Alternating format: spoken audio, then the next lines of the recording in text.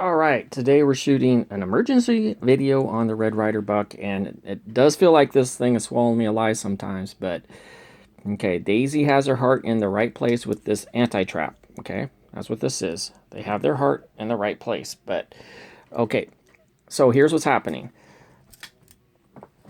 People are not cocking their gun all the way up, and I'm going to show things on the channel in this video I haven't shown before to make sure this doesn't happen. This can have a very bad outcome.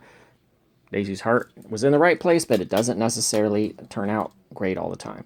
Okay, when you're doing this and you do not cock this thing all the way up, let's count the clicks. 1, 2, 3, 4, 5, 6. Okay, that's still hanging out on anti-bear trap. How do I know? First of all, put that lever down for safety reasons. We'll get to that. Okay, see? So it simulates a jam. Oh, my gun's jammed. No, nope. You are sitting right there. It's one click away from engaging your trigger. Okay, that is too big of a gap. Okay, that gap right there, that's too big. And so people see the slack lever, slack trigger, and they say, oh, jammed gun. No, you need to go one more click. Now make sure that lever is shut before you pull that trigger. That's why the anti-bear trap's there, so it doesn't mouse trap on you. Okay, and now, okay, so let's go over how serious this is.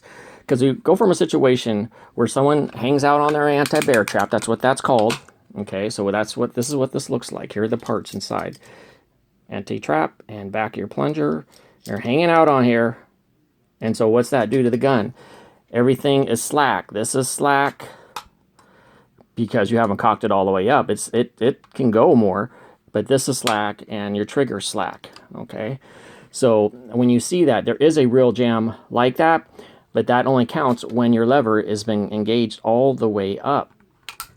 Okay, so now we're going to go over for the first time on the video, or on the channel, what is the exact measurement for that. So you know that it's all the way up. It's 3/8 of an inch, almost on the head. 3/8 of an inch. So use a ruler, tape measure, you know, that is really where it's at. So anything above that, so meaning that it's like 6 or 5 clicks, you're going to see something closer to a 1/2 inch or more. If it's a 1/2 inch or more, you are not there yet.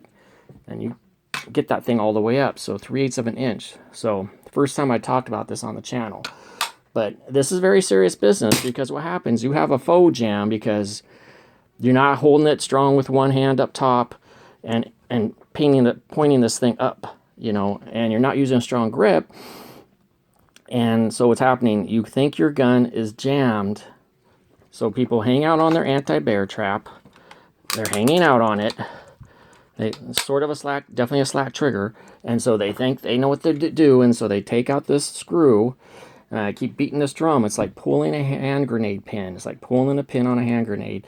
And your trigger gets sucked inside. Your power plant grabs this arm and pulls it inside, causing major damage that most people don't fix, including the little things like the trigger shelf that get misaligned, and they don't fix this right. So please make sure it is cocked all the way up, and that's 3/8 of an inch from the top of that lever to the frame. So if you really want to get technical about it and measure it, and you'll know anything above 3/8 of an inch, you are not there. Okay, thank you, and I just want to put that out because that is a faux jam. A faux jam because you're hanging out on your anti-bear trap. And then if you take that screw out, then you have a real jam that's usually deadly, terminal to the gun, because people don't know how to fix that. And it's a lot more work either way.